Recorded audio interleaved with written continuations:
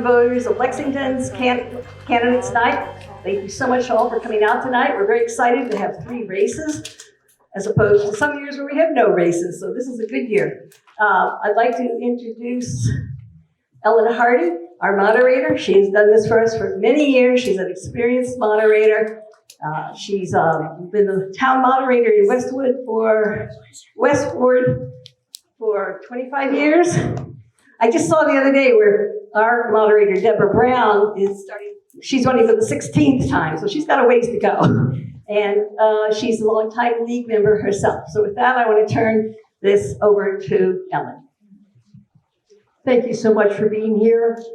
I hope that you know that the League of Women Voters is a nonpartisan political organization, and our goal is to encourage the informed and active participation of you as citizens in government. We influence public policy through education and advocacy. We never support or oppose either a political party or candidate. Please visit the League website, which is lwvlexington.org, for more information on both our programs and the voter's guide to everything that will be on the ballot on your March 5th election. We're pleased that LexMedia was able to fit this candidates night into their recording schedule, so they're recording it for future broadcasts. It's not being done live tonight.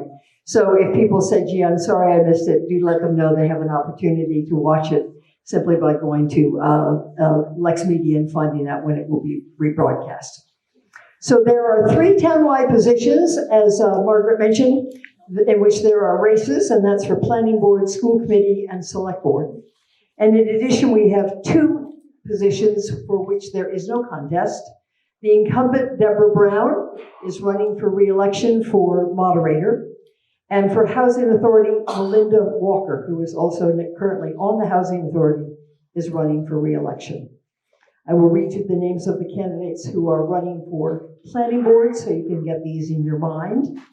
2 incumbents on the Planning Board are running for re-election, and those are Michael Schonbacher, who is on the stage, and Melanie Thompson. And the other 2 candidates running to take one of those seats are Lynn Jensen and Tina McBride. You'll meet them in a second. Actually, I think I'll introduce the other candidates as we get to those particular races. So with that, the rules as we're going to follow them tonight is that each candidate will have an opportunity to give you an opening statement that will be 2 minutes, and also to answer your questions with 1-minute answers. And there are members of the league in the audience with cards on which you can write your questions. They will come up to a screening committee, not to be screened for what you're asking, but just make sure they don't duplicate another question. And they're not redundant, but all questions will come forward to the candidates. And then each candidate will have an opportunity for a closing statement. So for that, I think we will introduce you to the league, to the candidates for Planning Board, and we're going to start with the numbers were drawn about the order in which the candidates will speak. Lynn Jensen had the honor of picking number 1, so she will introduce herself to you now in a 2-minute statement. Lynn, the floor is yours, and you have a microphone there. Is the green light on there?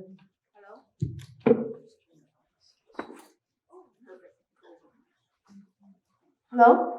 Hi. My name is Lynn Jensen. I'm running for the Planning Board. I was born and raised in Beijing. I got my undergrad degree from Peking University and an MBA from Columbia Business School. I worked in Honeywell International Corporate Treasury as in the corporate finance area, first in New Jersey and then in their European headquarters in Germany. I have lived in Lexington for 19 years.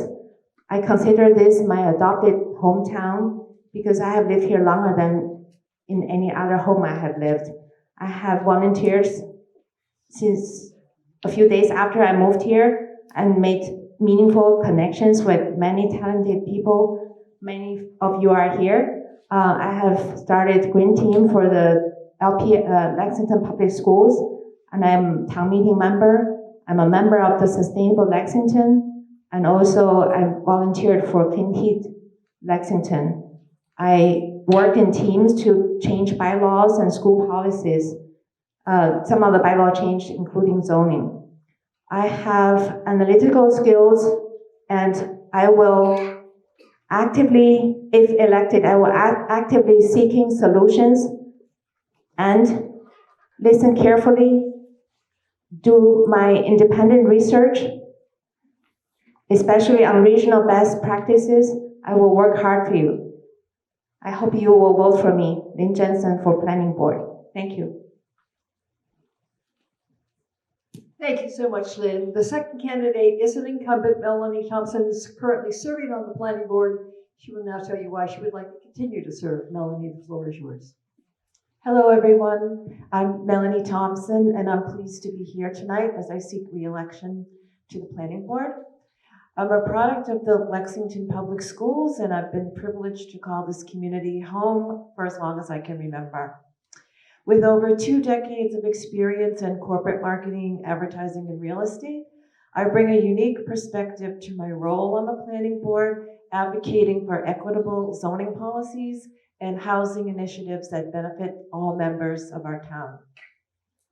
My tenure on the planning board began in 2021, and I assumed the role of clerk in 2023. I've worked on initiatives such as amending zoning bylaws and the MBTA communities bylaw, both of which seek to expand new housing opportunities in Lexington. I've been an advocate for economic vitality, which includes development of projects such as the life sciences areas of Hartwell and Hayden Ave. By supporting increased development, we created new commercial spaces and generated additional revenue streams for our town. This created physical spaces for residents as well as employees to enjoy and generates much needed commercial tax revenue streams for our town, thus easing the burden on residential taxpayers. I'm committed to promoting sustainable building practices and integrating these into our housing plans, ensuring that Lexington remains an environmental leader. The preservation and replacement of trees, canopies, and protecting our tree canopy for shading gives us aesthetically appealing neighborhoods. Beyond the elected roles, I've actively engaged in various town committees, including Housing Partnership Board, Comprehensive Plan, and Diversity Advisory Task Force. As I seek re-election to the Planning Board, I humbly ask for your vote on Tuesday, March 5th. Thank you. Thank you. That was Melanie Thompson. The third speaker is also currently an incumbent serving on your planning board. Michael Schonbacher will now give you his opening statement. Michael? Thank you. I am Michael Schonbacher, and I'm an architect. I've been practicing in the field of architecture and landscape architecture for over 20 years. I feel that it's vital for the board to have the experience of a design professional on the board to help with both dimensional requirements and understanding what actually is buildable when we set these sort of zoning bylaws. That being said, I'm committed to economic development. I voted for the Hartwell Avenue upzoning and advocated for the inclusion of mixed-use development in the MBTA community bylaw, which we passed last spring. Mixed use allows us to begin to address our regional housing crisis while providing residents with walkable commercial options and to create actual communities. I'm a committed housing advocate, having voted for multiple housing initiatives in my 9 years on town meeting. Efforts like our MBTA community bylaws are only the beginning, and we have much work to be done to solve the housing crisis. I understand the intricacies and practicalities of sustainable and resilient building practices. I will work to further Lexington's efforts to build a resilient community for our children and grandchildren. Thank you. Thank you, Michael. And the fourth candidate who would like to serve on your planning board is Tina McBride. Tina, 2 minutes to tell the voters why, please. Hello, my name is Tina McBride. I'm running for planning board, and I would like to thank first the League of Women Voters for hosting this important civic event. I was born and raised in Lexington. I grew up in a family of 7 with 4 siblings in a very small house. I traveled the world. I started a nonprofit, graduated with BA in anthropology from Columbia University, worked in New York City, and returned to Lexington to raise my family. I have worked in sustainability, social justice, and environmental justice efforts for decades. I'm a member of LexCan. I'm LPS Green Team's co-founder and leader. I'm a member of the Association of Black Citizens of Lexington. I'm the co-founder of LPS Food Rescue and Food Share programs. I was an Estabrook Family Friends coordinator and host. I am a Lexington Zero Waste Collaborative board member. I'm a Clean Heat Alliance member, and I'm part of the Bedford Hartwell 25% Design Working Group. I've been a town meeting member in Precinct 7 since 2018, but I've been following the planning board for years, attending meetings, proposed bylaws, I've collaborated on amendments, I've done advocacy work on multiple town meeting articles regarding waste reduction, zoning, and preservation since 2013. I would like to continue to serve in Lexington. I feel that there's a lot of things that can be done and that we need to involve citizens more in the planning process, so we can follow the comprehensive plan as it's laid out. There's a disconnect, I think, right now, and I'm interested in making connections. Thank you. Thank you very much. The first question that I'm going to ask to the members of the planning board is the one that was created by the League Women Voters.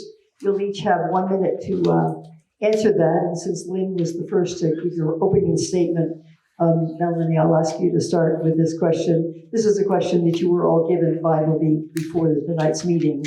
And it is, if elected to serve on the planning board, what would be your 3 top goals to work for in your term on the planning board? Melanie, in 1 minute, here are 3 goals for the planning board, please. Thank you. In 1 minute, I'll say that my 3 goals are, the first one I think is so important, and that is to comply with the MBTA community's bylaw. It's important how we develop the first 1 or 2 projects in the village overlay districts. While we were doing this, many communities reached out to us to review how we received passage of the bylaw, and all eyes will be on Lexington to see the manner in which the first projects are developed. The planning board will likely be spending a lot of time on the first 2 developments, so that's my 1 goal. The other goals are to align with the comprehensive plan on the issues that Lexington residents want to see, and continue working to create diverse housing options. Thank you. Thank you. Michael, your 3 priorities, if you were to continue on the planning board, please. Thank you. So we know that we're in a severe housing crisis nationally and in the region. We've done some work so far with the MBTA Community Act last spring. We have a lot of work to do. So we need to continue to find ways to build out more housing in town.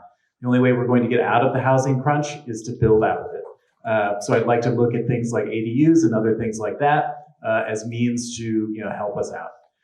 The second goal is that we know that we have a lot of large projects coming, large capital projects. We need to increase our commercial tax revenue. One way to do that is to encourage our multi-use development that is a part of the MBTA community bylaw. And then finally, we need to make sure that we're doing this in a sustainable and resilient way. So any way that we can encourage these developments and push on the developers to make sure that they are as green as possible. Thank you. Thank you very much. Next will be Tina, if you would answer your 3 goals, please. Yes, 3 goals in 1 minute. I'd like to continue the work on multifamily housing and affordable housing initiatives. The MBTA Communities Act passed in 2013. It'll bring multifamily buildings to Lexington, but most of the units are going to be market rate and not affordable. I think we currently don't have a vehicle to get the higher rates of inclusionary or affordable housing for our workforce, our young people, and our seniors. It's a complicated issue without a quick solution. We need to be constantly assessing the outcomes of the efforts so far. but we have to be committed to making adjustments. I believe we should actively seek solutions that through better planning, we can prioritize affordability, sustainability, equity, and smart growth, not just density for density's sake. And I want to get to work on that right away. I think that we need to revisit the Hartwell Innovation Park. Wow. Yes. That's how far 1 minute goes. Thank you. Thank you. And Lynn, you have the challenge in 1 minute to tell us your 3 goals as a planning board member, please. Yeah. In a second language, okay. I will 3 goals. Number 1, I will actively seek solutions for more affordable housing, preservation, and solar energy generation by working with Affordable Housing Trust, Tree Committee, Sustainable Lexington Committee, and other committees and groups. And number 2 is to create a feedback loop. I will carefully review with other planning board members all applications and compare with them with the purpose of our bylaws and regulations. And I will collaborate with planning staff and the board to fine-tune, clarify, improve the language. Number 3, I will help the board improve transparency and user-friendly, more accessible communications. I would like us to make our housing data and processes more available and accessible to help us make better decisions as a town and as a resident. Thank you very much. We'll now turn to the questions that we have received from the voters who are in the hall. I have received a couple that are specifically for one candidate or for just the incumbents or for the non-incumbents.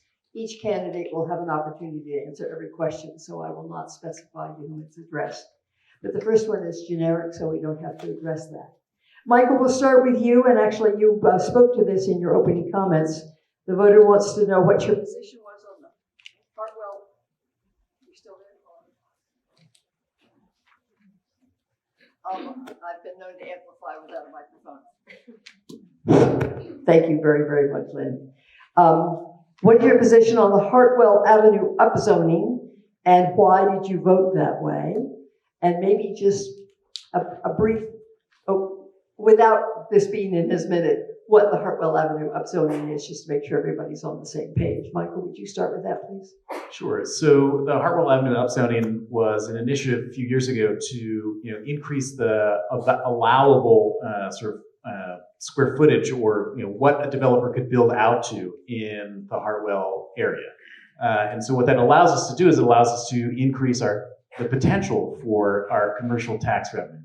And one of the advantages that we've done is that we've also created the capital stabilization fund. And so the money that we get from all of our upzoning, our new projects such as 440 Bedford Street, that goes straight into the capital stabilization fund. And when we use that money to then help us pay down our large capital projects, such as the new high school that we all know is coming. So by voting in favor of those, we help the residential taxpayer lower their tax bill, even though we know that we're going to have these very large projects coming down our way. Thank you. Tina, your position on the Hartwell Avenue upzoning, and why, please? I agreed with the majority of the upzoning, and for me, there were a few things that I did not feel comfortable with. The elimination of some of the setbacks and some of the by right conditions made me concerned for green spaces, for allowing changes to the roadway. The roadway it's very dense during traffic, during heavy traffic. And I think that if we're going to be including density, we have to start looking at other forms of transportation, whether that means bike lanes, bus lanes, and if we have buildings building right out to the street, then that eliminates some of our flexibility later. Thank you. Lynn? I voted no for that. I agree with Tina that although it was a promising move to bring in more economic tax revenue. The problem is that it's a very it's changed to by right with very minimum setbacks, with no recourse, with the promise that planning board will go back and review and add guidelines, design guidelines, regulations. And I feel very uncomfortable to vote on a bylaw without the underlying regulations and guidelines. And what happened? The guidelines and regulations never were worked on. The planning board moved on to work on something else. So that's one of the promises I wish the planning board could have kept. Melanie, to you, please, about the question of the Heartland. Thank you. I believe it was 2017 that the Hartwell upzoning began. I was not on the planning board at that time, but in 2019, which I wasn't on the planning board, I was on town meeting, and I voted yes for the Hartwell upzoning because I felt that the town could really use the higher rates of commercial tax revenue. As you see, as you drive down Bedford Street and you look at 440 Bedford Street, that was all done by site plan review, and we took a tour of it, and it's really, quite an interesting property. So I think the development of Hartwell is going to bring us additional commercial revenue that we really need for future projects, like as Michael said, the upcoming high school. Thank you.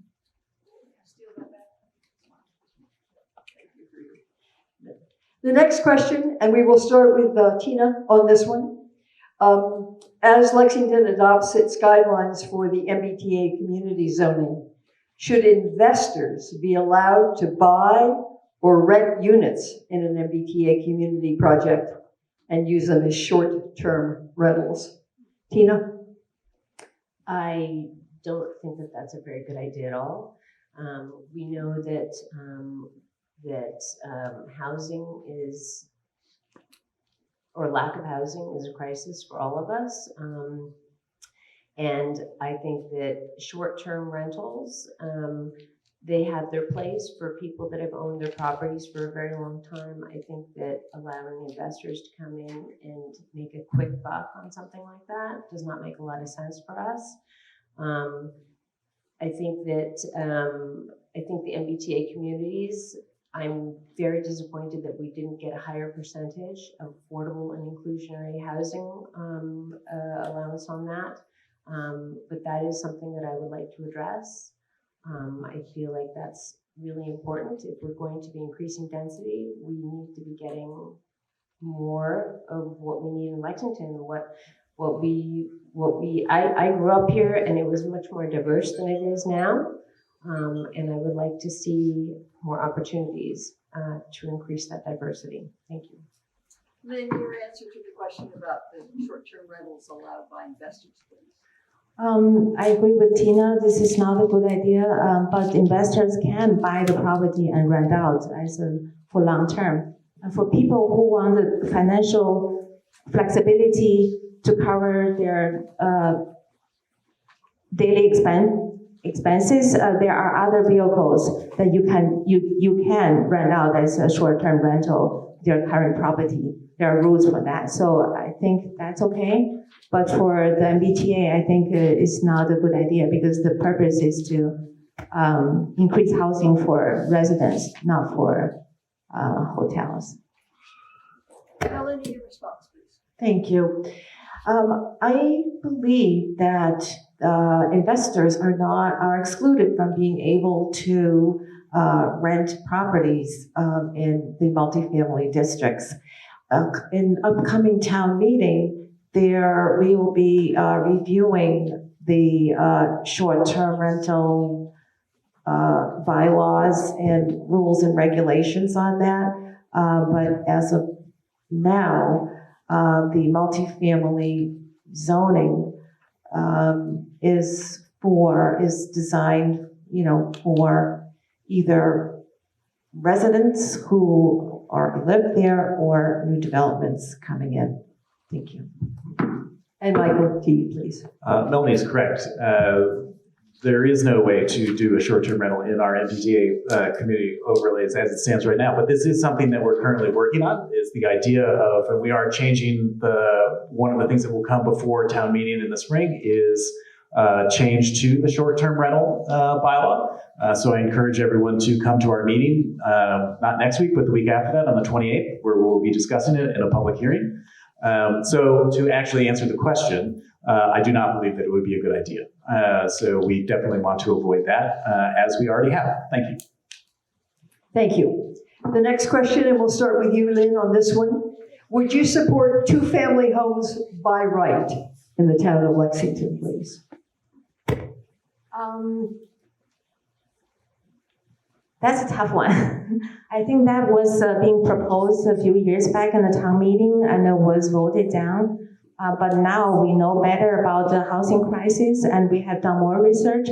I think if it doesn't increase the mass of the building and also if it's along the mass transit, the MPTA route, I think we should definitely consider it. But on the other hand, I think I would definitely want to hear more feedback from the residents on how they feel about the increasing density.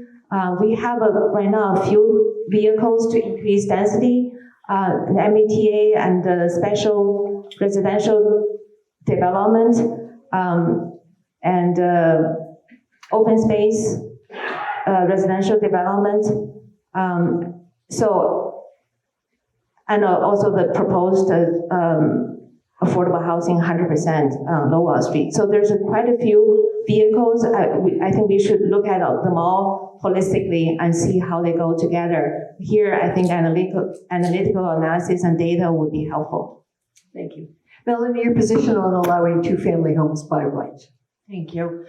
So that's what the MBTA communities did. It allowed 3 families by right. And I think allowing 2 families by right, my personal opinion is we created village overlay zones for the 3 families, and I personally don't see anything wrong with creating zones for 2-family properties. It would be something that would have to be reviewed, and it's something that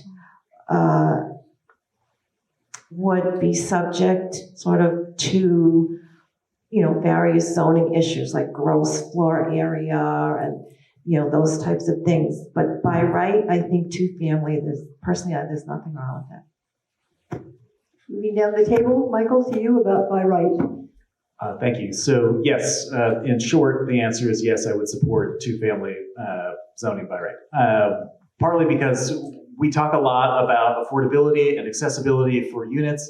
One of the means that we get to greater affordability is more units, and those units are typically smaller, and therefore they are more affordable as a result. And that is a key part to the MBTA community bylaw to begin with. If we have more units in town, they will inherently be more affordable to more people. And we are striving as hard as we possibly can to get as diverse sort of community as we can from a socioeconomic sort of framework. So it is vital that we have as many means as we can find to increase that level of the number of units and to decrease the scale of those units. Thank you. This is a tricky one because I believe right now, because we've committed over 200 acres to the MBTA Communities Act, we will see a lot of development. And I do believe in looking, watching, assessing, and determining, and to make a decision town-wide about by right 2 families right now would put a strain on a lot of services in Lexington. Unfortunately, yes, we do have to build our way out of this problem, this housing shortage, but I do feel that right now, the way that the MBTA Communities Act was put together we are going to see a lot of very large, expensive apartments. So I don't see it as driving prices down for a while. But I would like to see something moving forward for two families in the future. But I think we need to tap the brakes for a minute and see what happens over the next few years with another 200 acres. Thank you. Thank you. We have several more questions, but we really only have time for one. So I would suggest that the people who've submitted questions that won't get answered, please come up and ask the candidates after the candidates' night is over. I would like to share with you or get in touch with them after this evening, but we have two other races and we have other questions for other positions. But the final question that we will be asking these candidates, and we'll start with you, Melanie. If there were one policy decision that you could change in terms of how the planning board operates, what might that be?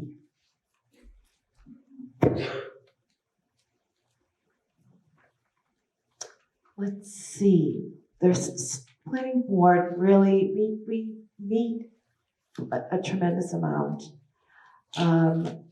I think I remember just starting out on the planning board 3 years ago, and it was really a sort of a big learning curve for a new person.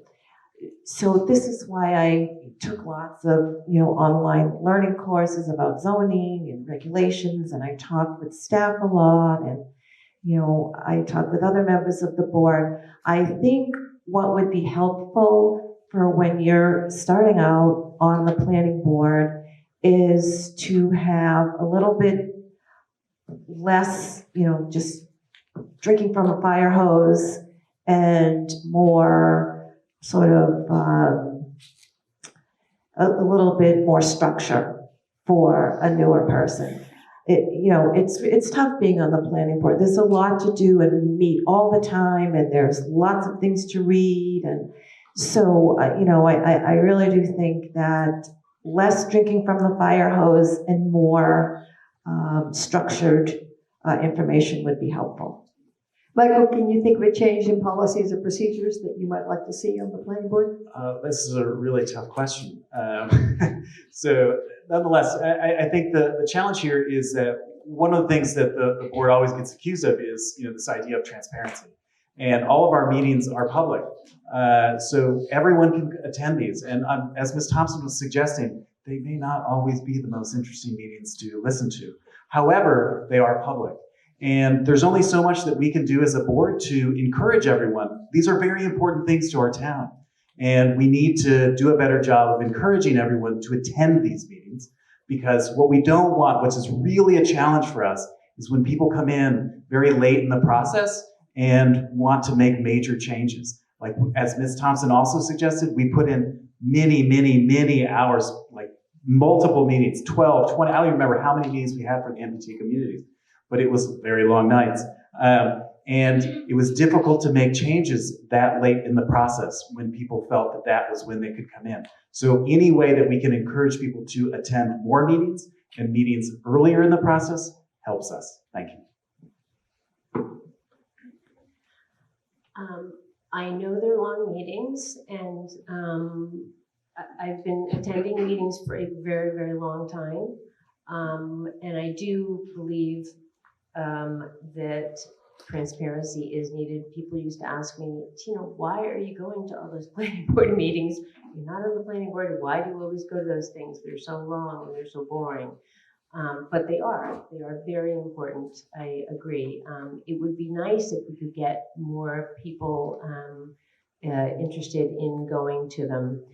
As far as the change, I think that there are some things that we can do about requesting that plans be in 3 days, at least 3 days before. There are no last minute changes. Often at planning board meetings, people are saying, well, we only received these amendments to the plans, mere hours ago, and we haven't had a chance to go over them. I think there are some structural things that you can do to help change that and make sure that everybody is always able to be well prepared and informed.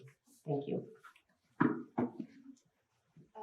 I think the transparency is missing. It's not because the meetings is private. It's more because the data is not available. So I think here I would like to help to improve is that a lot of the information should have been online much sooner and in an accessible way. So for example, the MBTA district, 12 of them, the acreage of each district was not publicized until maybe a couple of days before it was being voted on the town meeting. And it was only available through somebody went through a long PDF file and transferred it into an Excel spreadsheet and then calculated manually. So that information should have been easily available. So this is just one example. By having a lot of data and transparent, in a transparent and accessible way, we can make better decisions and we can create a feedback loop where things went wrong. So we have a building built,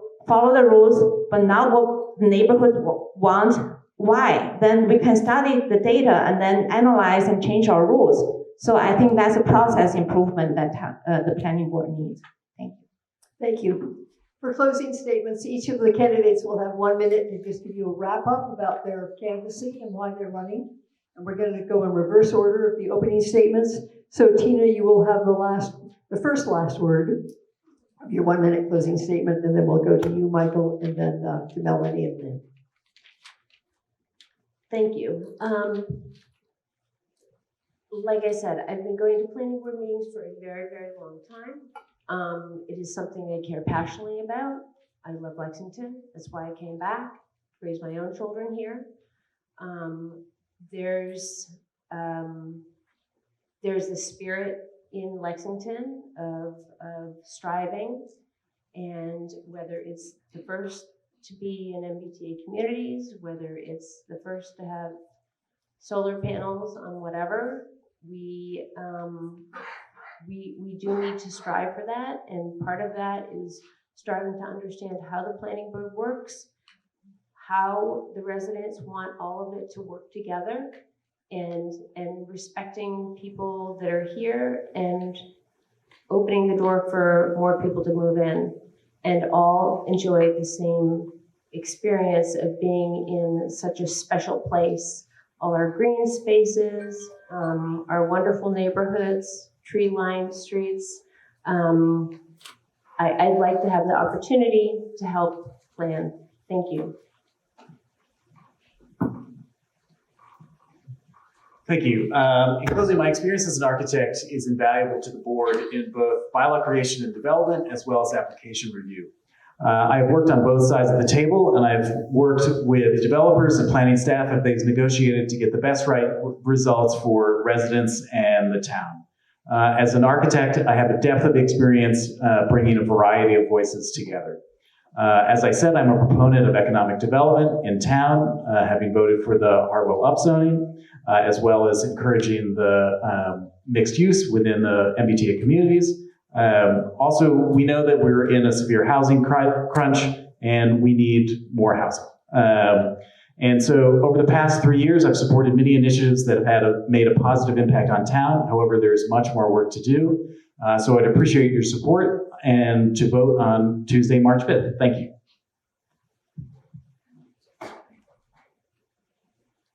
Thank you to the League of Women Voters and everyone who worked to put together this candidate forum.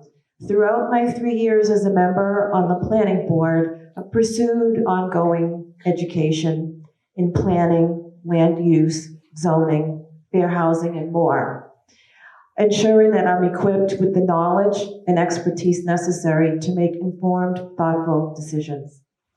I strongly support inclusionary zoning, and one of my primary focuses has been advancing zoning improvements and creating diverse housing options that align with our comprehensive plan.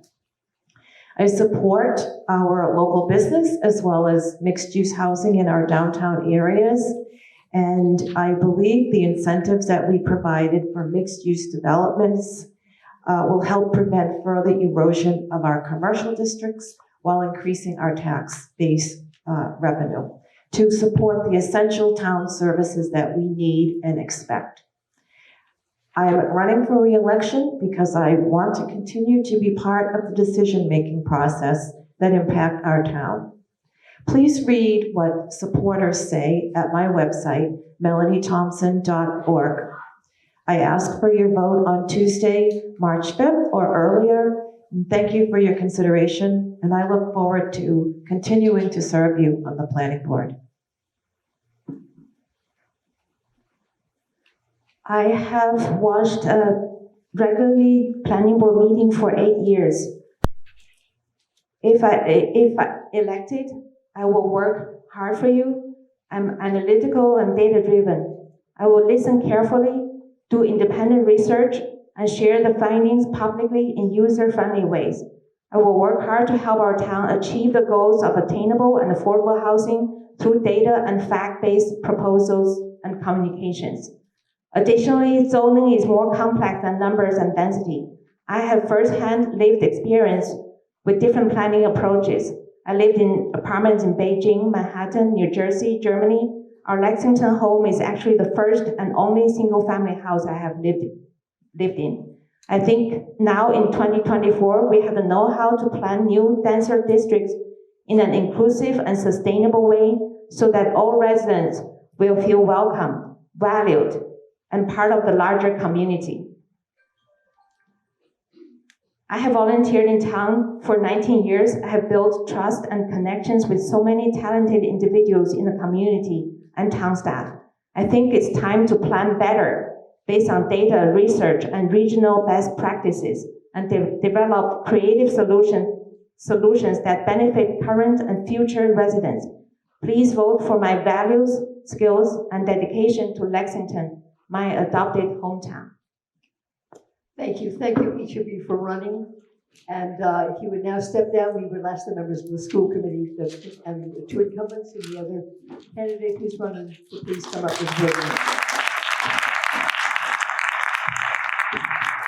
So for the school committee election on the March 5th, we have 3 candidates who are running for 2 positions. Kathleen Lenahan is a candidate for re-election. Deepika Soni is also a candidate for re-election. And Johan Lindberg has thrown his hat into the ring to ask your vote for one of these seats. We have chosen numbers. Again, Kathleen picked number 1, Johan picked number 2, and Deepika was number 3. So that is the order in which I would ask these candidates to please make their 2-minute opening statement to you as why they want to serve on the Lexington School Committee. Kathleen, you are on. Thank you. So I am Kathleen Lenahan, and I want to thank the League of Women Voters for hosting this forum. A little bit about myself. Many years ago, I was a public school teacher in Massachusetts, teaching high school history. I have 3 children, and all 3 attended Lexington Public Schools, kindergarten through high school. I'm a past president of the Bowman, Clark, and LHS PTOs, and I've been a town meeting member representing Precinct 4 since 2014. I co-chaired the 2 most recent Yes for Lexington debt exclusion campaigns that secured funding to renovate Diamond and Clark, so enjoy that out there. Build the LCP, our preschool, and rebuild Hastings and rebuild the main fire station. It's an honor to serve on the Lexington School Committee, and during my tenure on the committee, we have redesigned the homework policy to better balance academic demands with the social and emotional needs of our children, adopted new elementary math and literacy curriculums, completed a master school facilities plan, implemented new school start times, navigated a pandemic, and we've begun work on one of the biggest projects in Lexington history, a new or renovated Lexington High School, the planning stages, obviously. I'm seeking re-election to continue addressing the many challenges facing LPS. As the chair of the LHS School Building Committee, my focus is on taking a new LHS from the planning stages to the building stage. It's an incredible opportunity for Lexington to imagine how a new high school can serve the entire community, both now and in the decades to come. I plan to continue our work on DEI issues. In addition to reducing disparities in discipline, I want to focus efforts on addressing the underrepresentation of Black students and students receiving special education services in honors and advanced placement classes. Barriers to success have no place in Lexington. LHS graduation requirements have not been updated since the early 90s, and this is the time for us to determine what kind of high school we want for our students, not just the building itself, but what happens in the building. And I look forward to continue to serve our students, parents, educators, and community as we plan for the future and make our schools a place of joy and learning curiosity in life, and compassion in all we do. And I hope to have your vote on March 5th. Johan Lindberg, please introduce yourself to the voters. Thank you.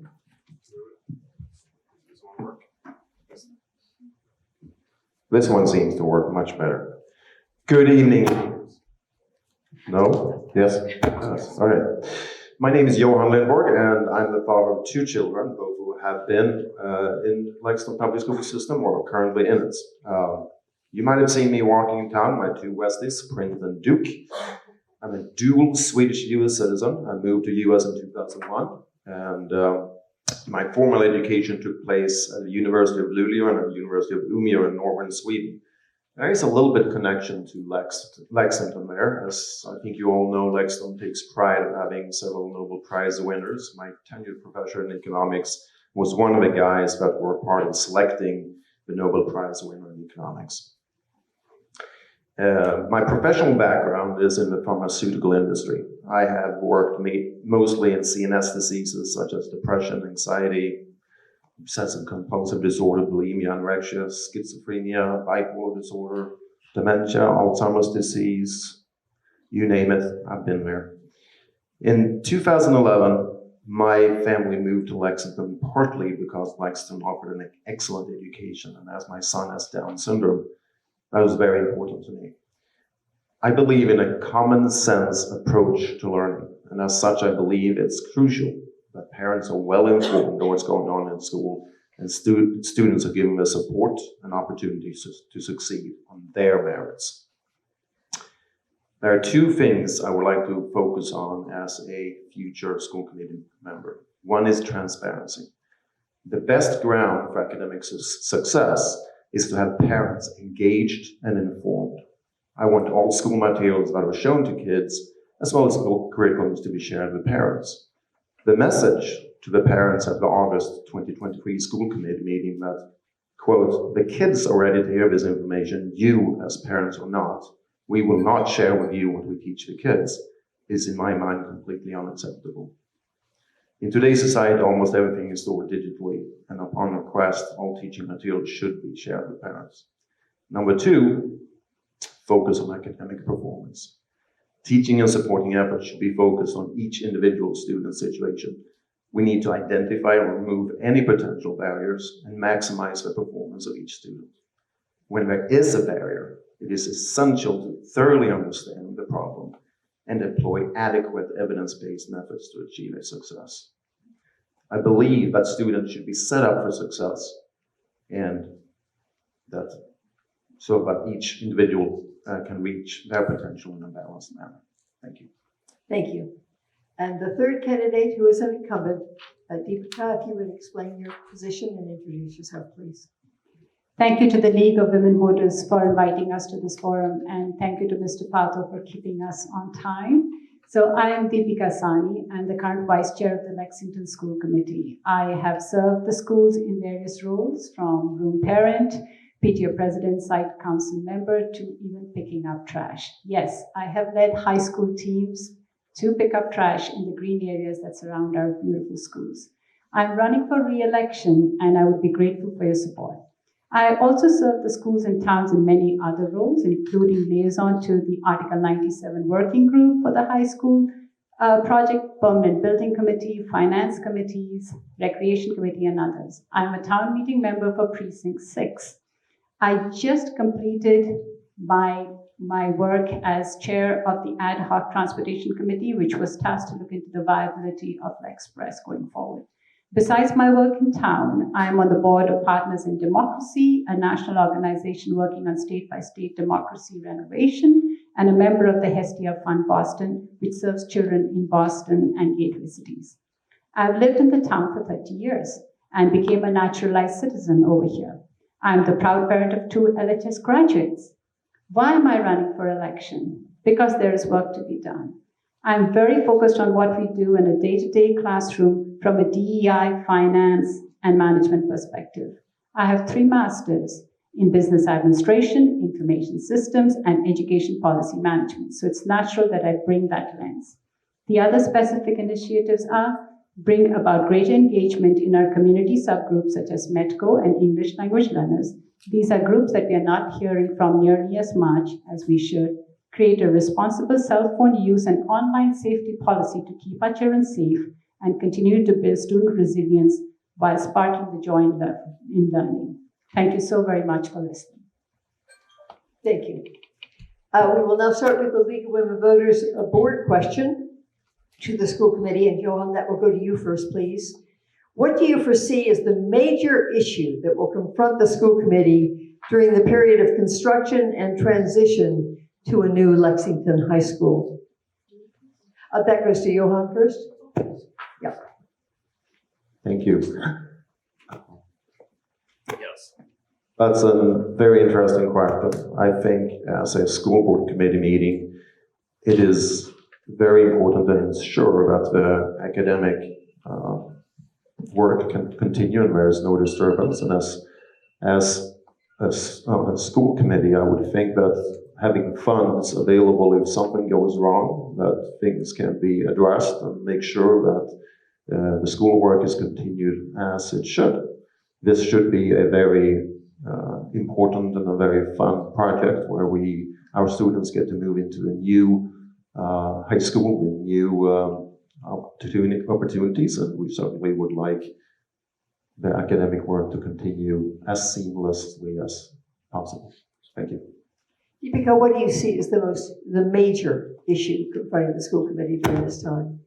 So I wrote 4 pages on it, so I can't talk about 4 pages here. Please go to their website and take a look. But in the meantime, I'll give you a quick glimpse on what I wrote about. So we have, in order to do this project well, we have to think about the current needs of our current students and staff, which is about 2,600 people, abutting residents and organizations, homes, businesses, Hayden, the center complex, users of town center roads and neighboring facilities, construction crews, materials, vehicles, the fragile ecosystem. So these are a lot of facets we have to think about.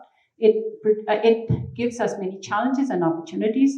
Highlights of the challenges are provide seamless education for our students during the project, mitigate the distractions and annoyances of an active construction site, project-based learning, which is an opportunity in an active construction site, an opportunity to build a cohesive community through combined effort, and an opportunity to keep the ecosystem robust and thriving. There are paragraphs and paragraphs of thoughts that I put in there, but those are the highlights. So I hope we can do this project well and as a town together.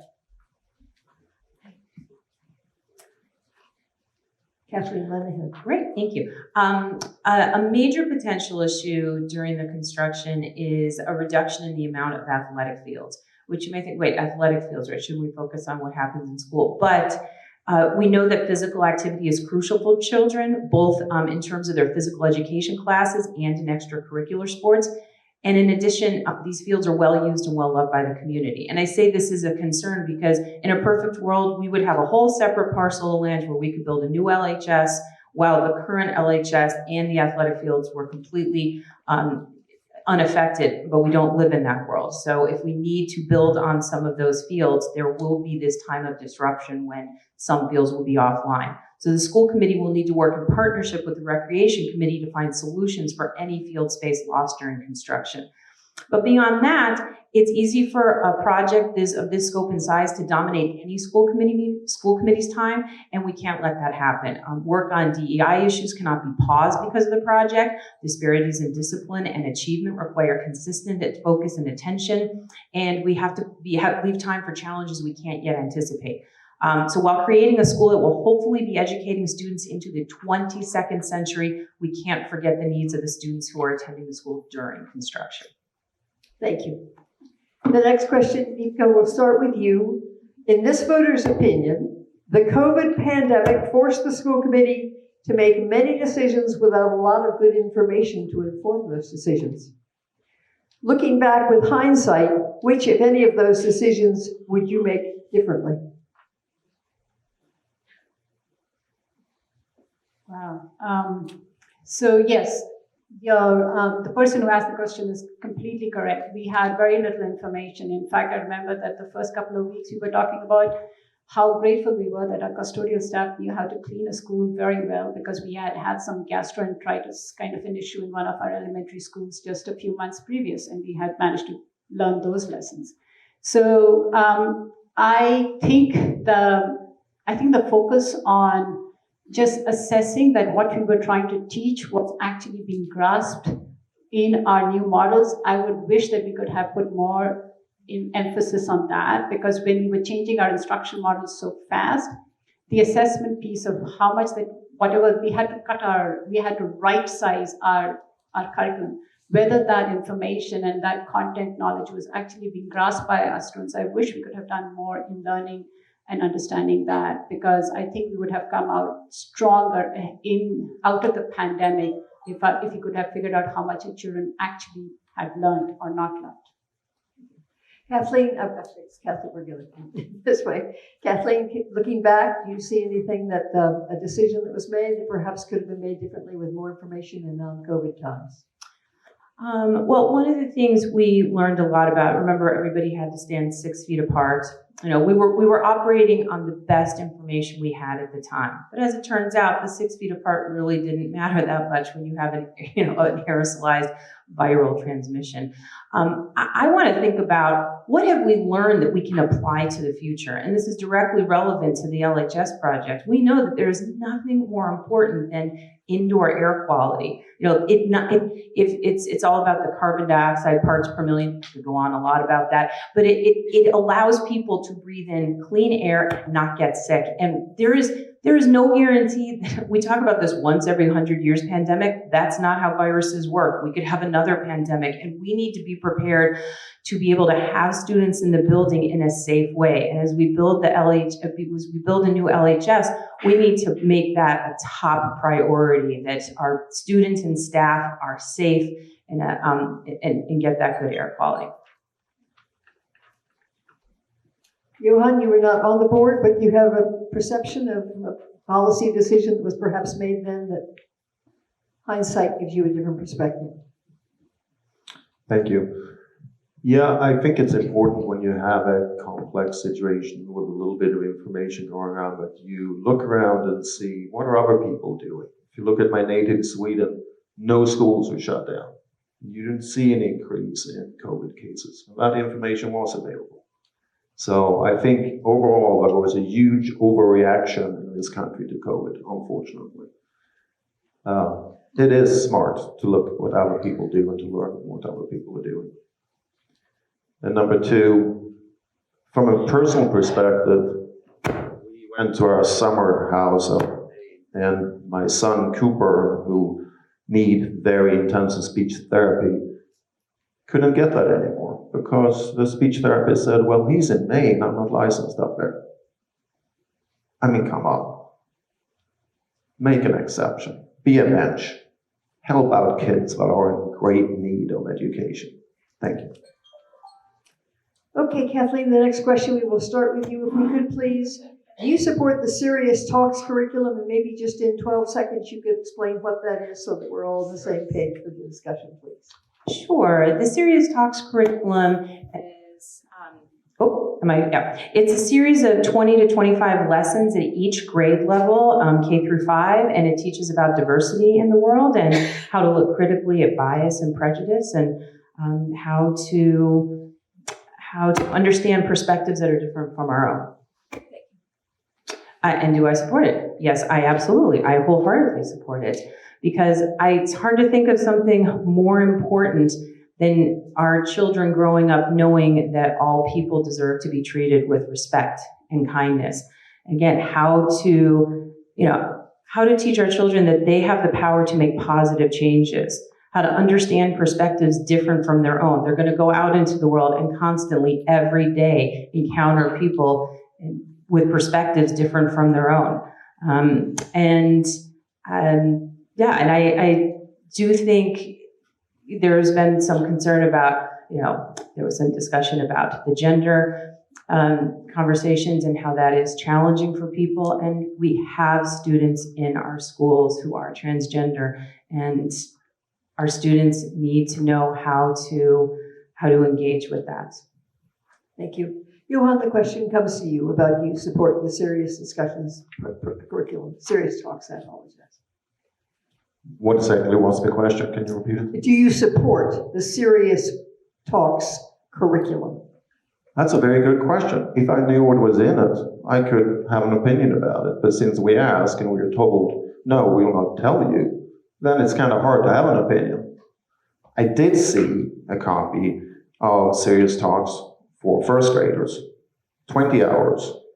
It includes identity and perspective, the importance of skin color as your part of your identity, privilege and bias, power and oppression, social activism, and global action. Is that age appropriate for first graders?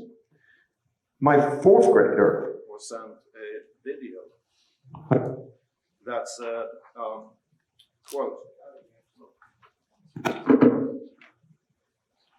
the main purpose of police, judges, courts, and the Supreme Court is to oppress people, and oppressed people are black people. And I go, how do kids to police officers and judges feel welcome when you hear such messages? And how does black kids who have parents like a police officer and judges feel to hear such things? I think I have very, very serious questions about the Serious Talks. And number one, it needs to be shared with parents so the parents know what's going on.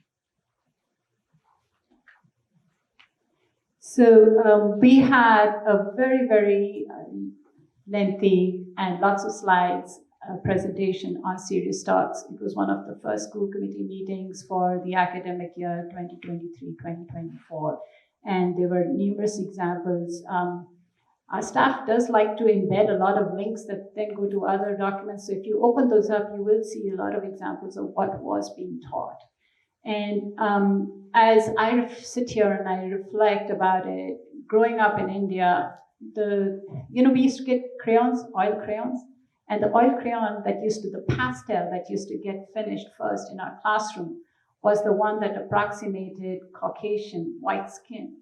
And you would ask why in Calcutta, where we had a few people who were expats from the British Council who would be kids in our class, but there was nobody of white skin. Why was that the color that got used first? And that was because there was just a preponderance of literature that we had. The books reflected just the white kids. So I'm so grateful that our schools are diverse. They show diverse opinions, diverse types of people, abilities, economic status, because that is what the world we live in now.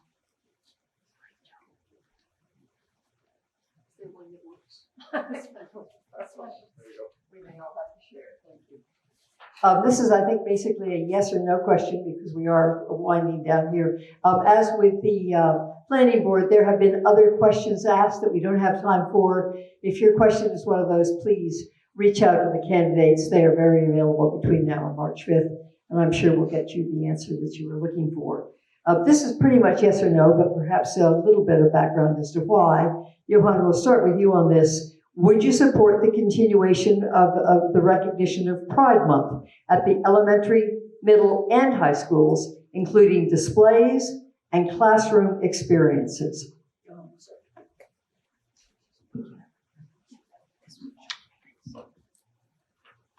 That's a great question. I would like to see more of what is actually being done at school and being provided in school to have a qualified opinion about that. It is the same thing as when my son got an email home and saying, hey, it's time for sexual education. You can opt in and opt out. And I said, well, sure, but I need to see it first. If I don't view it, then I'm making an uninformed choice. And I was told that under no circumstance could that package ever leave school grounds. Why? Why can't we know what's going on in school? So to answer your question, I don't know, because I don't know exactly what it means. You have to be informed to have an opinion. What was the question again? I'm sorry. Would you support the continued recognition of Pride Month at the elementary, middle, and high schools, including displays and classroom experiences? I just love the fact that, we have an amazing school district.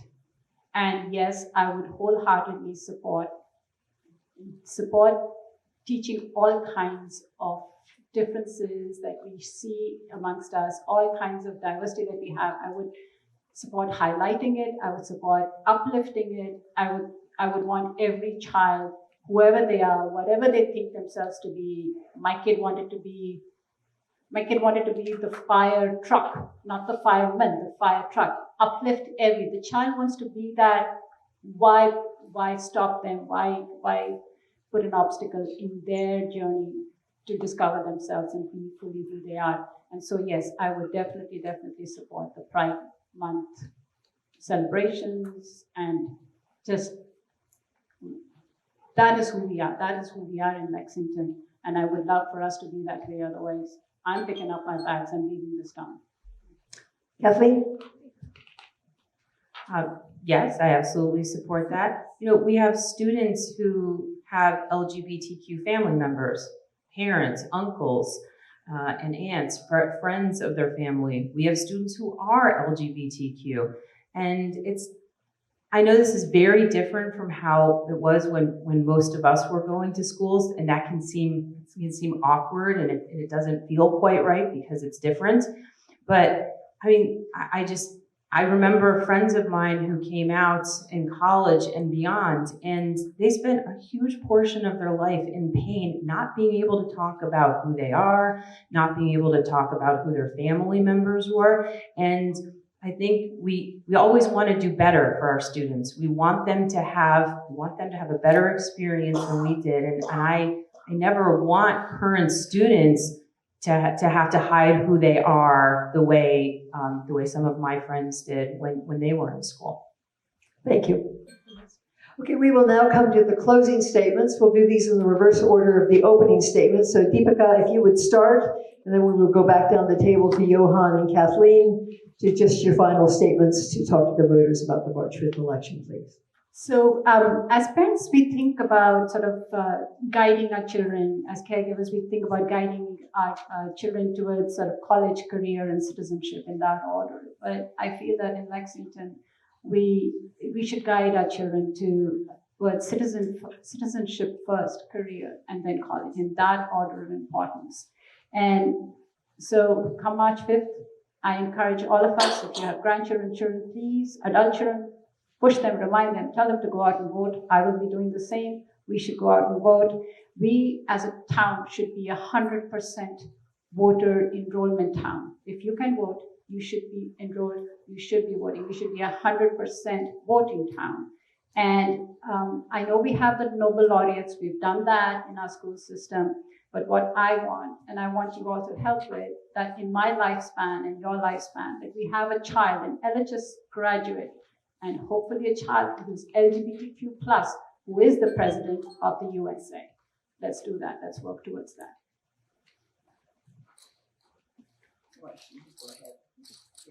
Thank you. As I said earlier, there's two things that I would work for.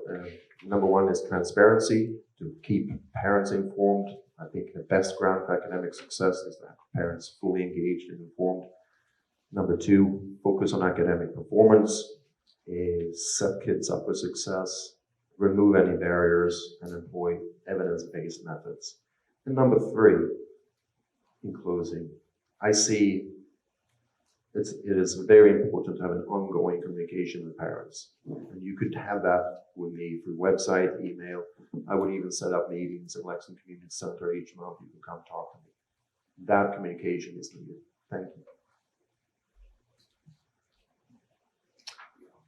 Well, thank you for having me today. Serving on the school committee is an honor, and I don't take it lightly or for granted. We represent almost 6,990 students, as well as our educators, parents, and the entire Lexington community.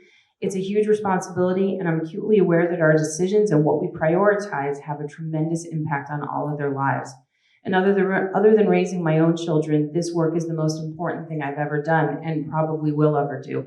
I'm grateful that the community has given me this opportunity, and I look forward to hopefully serving a third term. And I can't tell you how much I want to see a new LHS, and that will require a townwide debt exclusion vote. And I mean, nobody exactly looks forward to a debt exclusion vote, but I kind of am looking forward to the campaign because it's an opportunity to really bring the entire community together to think about what is this new school going to be?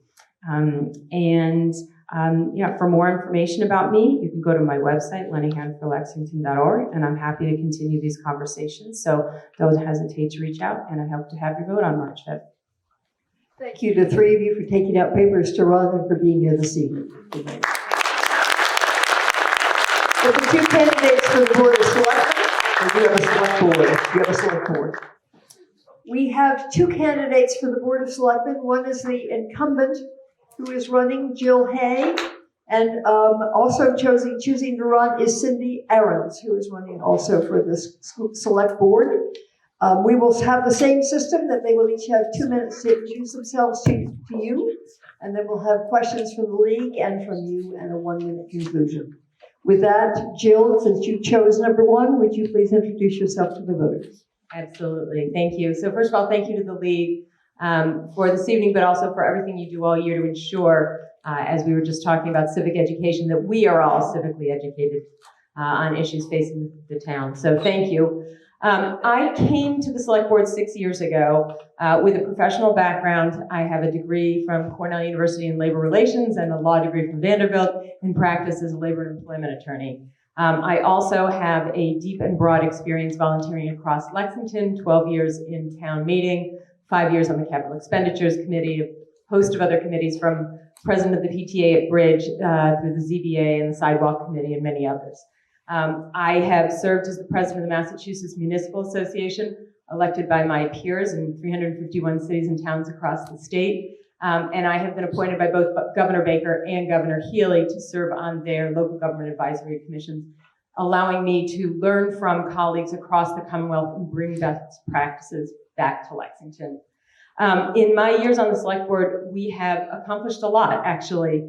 We have completed a significant number of capital projects, including 2 net zero schools, an award-winning fire station. We're about to complete our police headquarters.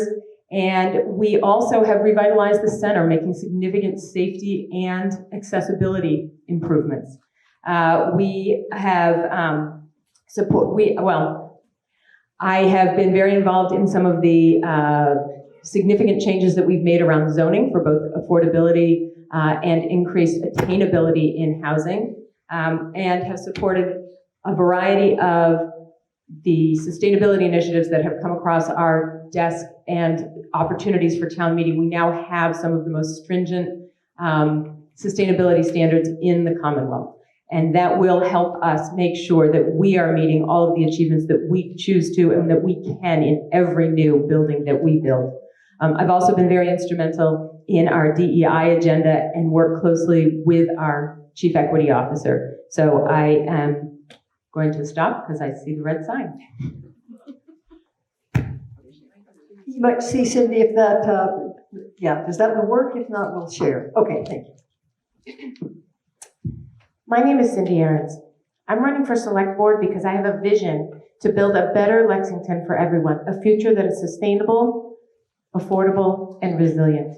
There are many ways that Lexington can be a leader in sustainability initiatives that will save money for the town and provide a healthier and more resilient and inclusive community. We can lead on a lower cost, reimagined high school that can save $25 million in building costs by maximizing federal and state rebates and incentives. I know how to make that happen. We can optimize our transportation networks so that they serve the variety of needs of our residents and improve biking and walking safety. We can build connected, inclusive, and vibrant places to live, work, and shop. We can create healthier, more energy efficient, more affordable housing for everyone with cost savings. Bringing residents and experts together to solve problems is one of my strengths. As a trained engineer who worked for many years in software development and management, I bring strong analytical, practical, and data-driven skills to the work that I do every day. I have expertise building trust and gaining buy-in with others that may have different priorities. I'm proud of my work at the forefront of Lexington's recent sustainability successes, which includes positively influencing new state policy. I've advocated for the health of our residents by co-founding the Clean Heat Alliance and led campaigns that resulted in multiple positive bylaw changes. Because of this work, Lexington's future now includes not only lower greenhouse gas emissions from our buildings, but also lower operational costs. I've been a leader on the campaign to divert food waste at all our public schools, as well as starting a curbside composting pilot program as part of my work with the Waste Reduction Task Force. I'm also a speaker and educator on waste reduction and building electrification for other communities around the state. Thank you to the League of Women Voters for the opportunity to share my vision for Lexington tonight, and I look forward to a great discussion. Thank you very much, Cindy. The League's question, which you both received before this meeting, is that Lexington has both the long-term goal of increasing affordable housing and also do the town's part to reduce the town's carbon footprint. To you, do these goals seem to be incompatible, especially in the short term, or do you can see a way to reconcile these two goals for the town? We'll go in the opposite direction. So Cindy, you get the first crack at that, please. Thank you.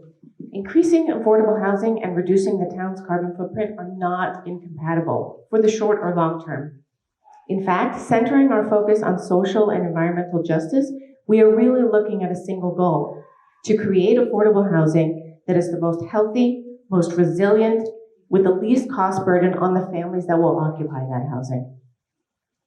We do that by building highly efficient all-electric housing that generates its own energy, which will reduce the town's carbon footprint.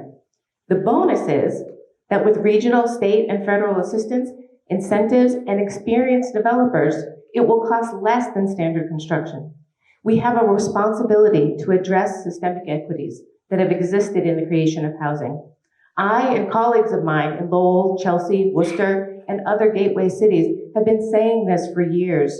Institutions like the Harvard School of Public Health, RMI, Built Environment Plus, the EPA, the Massachusetts Department of Energy Resources, the American Council of Energy Efficient Economy, and many more are in agreement too, whether looking at these inequities from public spending or public health, from social justice to long-term investment, everybody deserves to live in healthy, resilient, low operational cost housing, especially our most vulnerable populations, who can least afford the health problems, expensive utility bills, or costly retrofits in the future.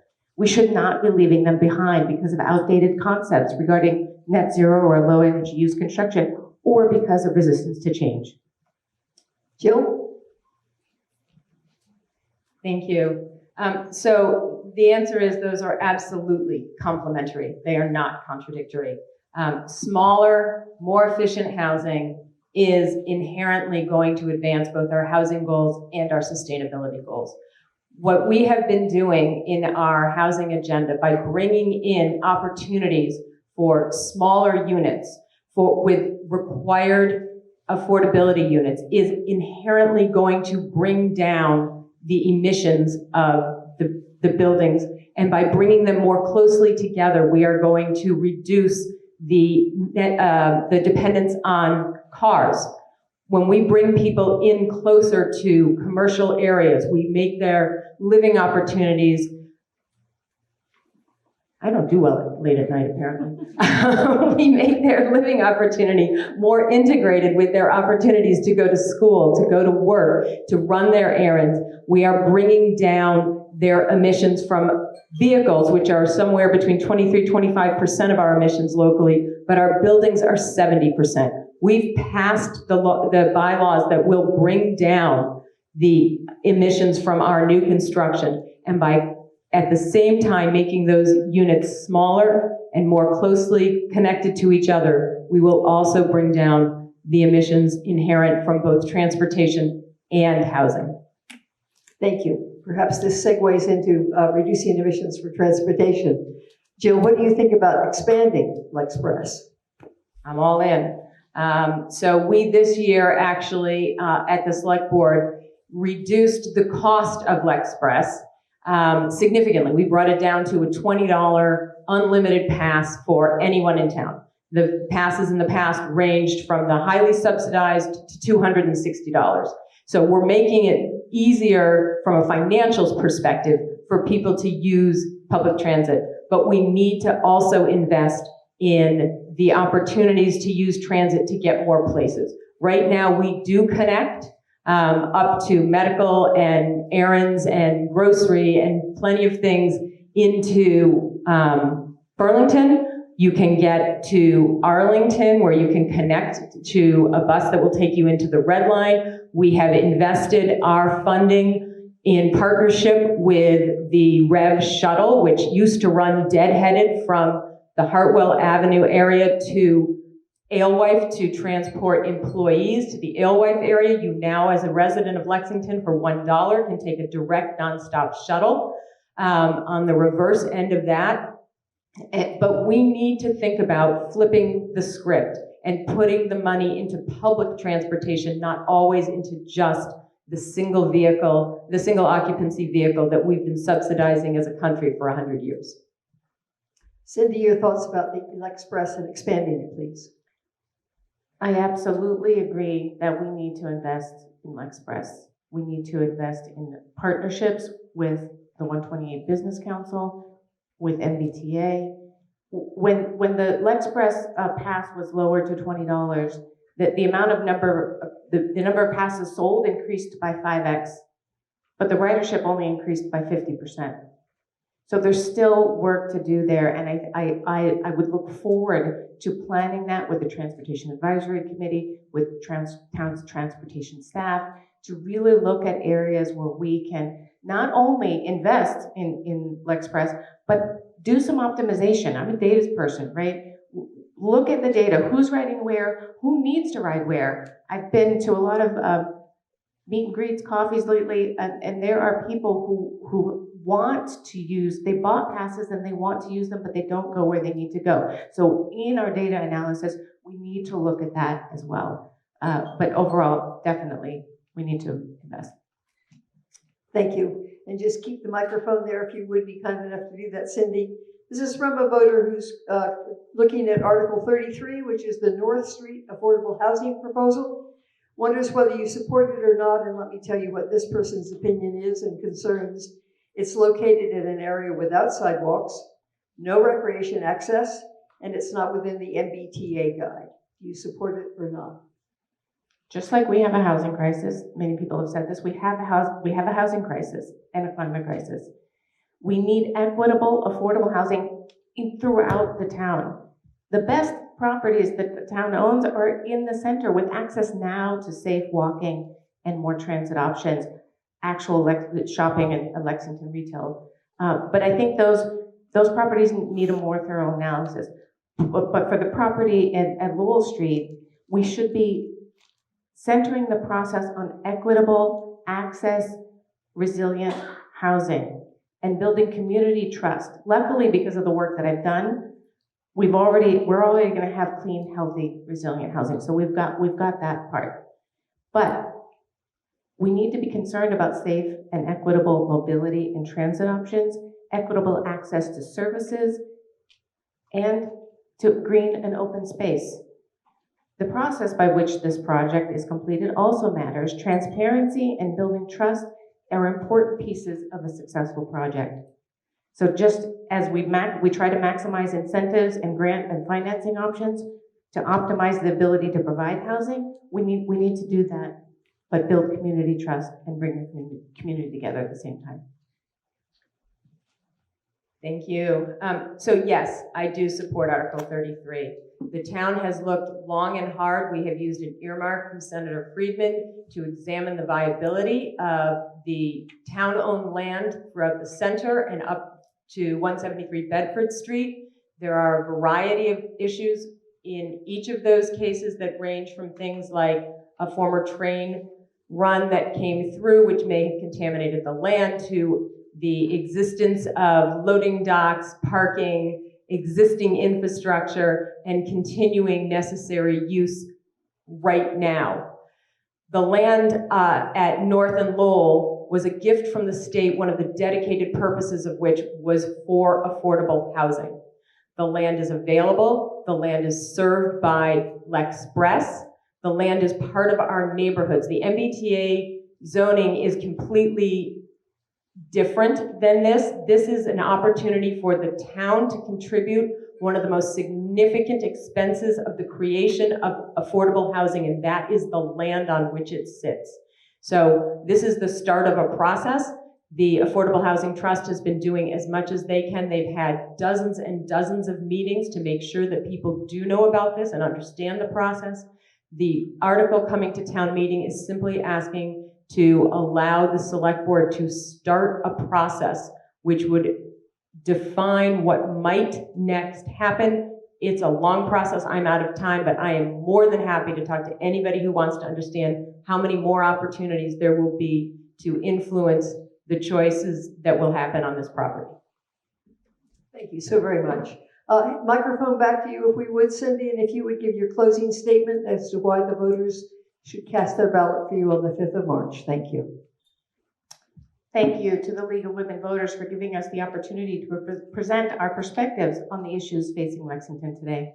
As a select board member, I will have the ability to leverage, encourage, support, and amplify the work of other residents like me who believe passionately that we must do more and more quickly to attain a more sustainable, affordable, inclusive, and resilient future. Lexington's sustainable future must include all residents. My volunteer work has extended beyond town government to mentoring young girls, helping low-income residents lower their utility bills, and assisting seniors managing their finances and taxes. My time spent working with these most vulnerable in our community has made me aware that there are people falling through the cracks right here in Lexington. On the select board, I would prioritize filling those gaps to make sure our residents are getting the services and support they need to thrive. I truly want to help as many people as I can. Every day I think about the challenging future facing our kids and grandkids, but I know from experience that working together, we can honor our rich history, lower our bills, help lift each other up, and also address climate change and achieve the sustainable, affordable, resilient Lexington we all desire. Please visit cindyaarons.com to read more and consider supporting me to represent your voice on March 5th. And Jill Hay for the last 1 minute. Thank you. So thank you again for the opportunity to speak with everyone this evening. I've tried to explain some of the complexity that goes into some of these issues, and I hope that you will, in fact, check my website at jillhay.com to learn more, both about the board's accomplishments as well as mine and my goals. We are looking at the largest capital expenditure our town has ever faced. We are in an era of increased union tensions. We are looking at succession planning for long-term municipal staff, and my professional background as a labor lawyer and a human resources director, my excellent working relationship with staff, my years of volunteer experience across Lexington, and my deep understanding of our town finances really uniquely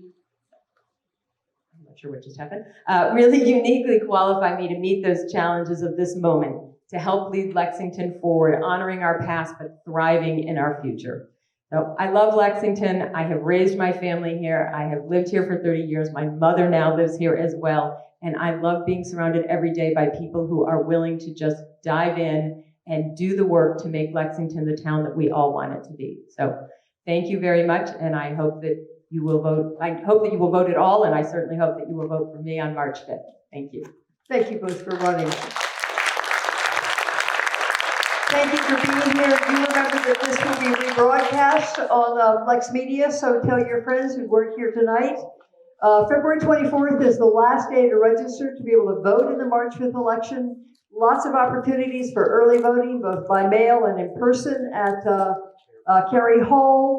But most important, remember, March 5th is the election, and the League of Women Voters reminds you democracy is not a spectator sport. Thank you so very much. Good night.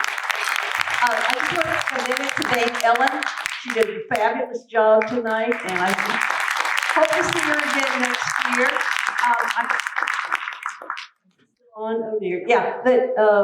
The voter's guide will be up on the league website, the Lexington League, maybe starting tomorrow. Our league webmaster was sick and was not able to get to it today. And there is where you will find Deepika's 4-page opus on the new high school.